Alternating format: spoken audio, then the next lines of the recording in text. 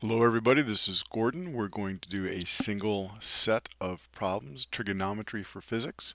For right angles, we have the relationships between the sine, cosine, and tangent of the angles and the lengths of the triangles, the length of the sides of the triangles. For non-right triangles, we have the law of sines, relationships between, or ratios between the sine of angles and the lengths opposite them. And we also have the law of cosines. The one that we can't see down the bottom is c squared is equal to a squared plus b squared minus 2ab cosine c. Our first problem, right triangle ABC, a is equal to 8, b is equal to 6, c is equal to 90. We're asked to find the sine and cosine of a and b.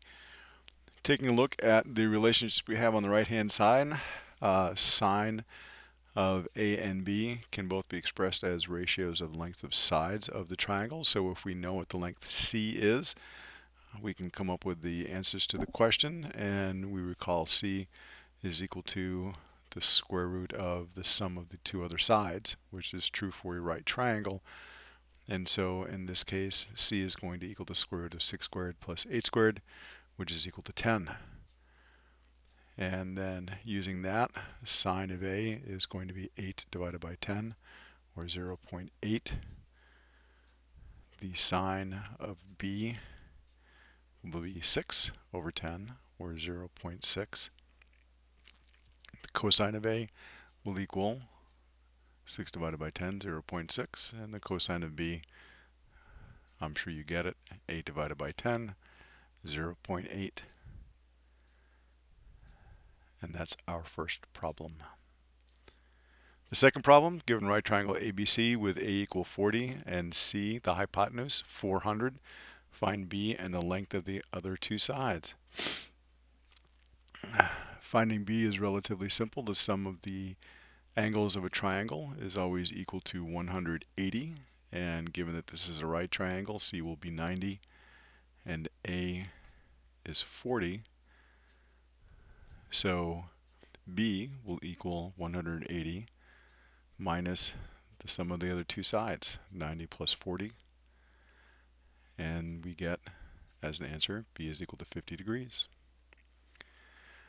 We can use a relationship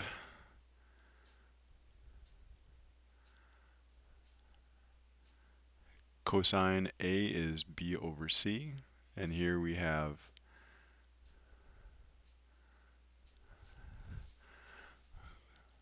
B is equal to 400 times cosine of 40. A is equal to, we're using the relationship sine is equal to A over C.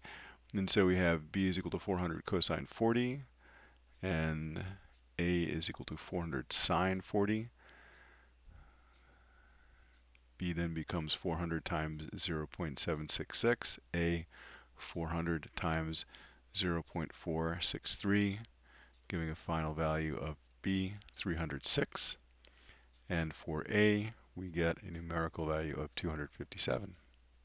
That's that problem.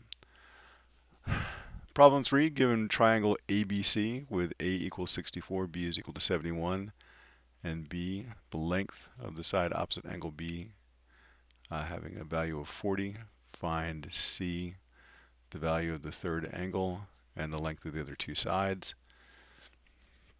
Always helps to draw out the information that you have, if you can do that. C is going to equal 180 minus the sum of the other two sides, as always.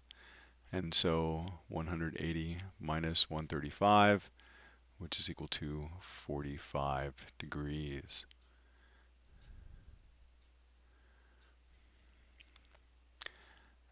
And then we can use the relationships from the laws of sines to find the lengths of the other two sides. We have A divided by sine A is equal to B divided by sine B. We now have all of our angles. And we know that B has a numerical value of 40. And so A then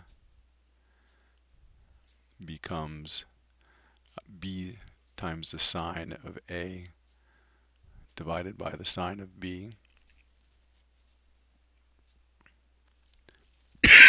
excuse me.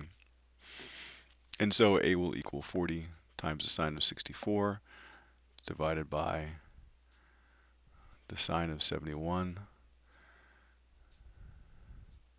The numerical value there, 38. The length of the other side, the final side, would be sine of 45 degrees times the sine of 71.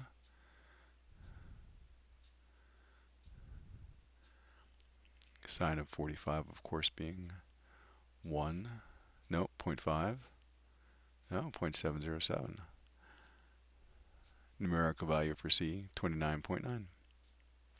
And that's the third problem. The fourth problem, given triangle ABC with A equal 130.8, A equal 525, the length of the other side C, 421, find the length of the third side and the value for the other two angles within the triangle.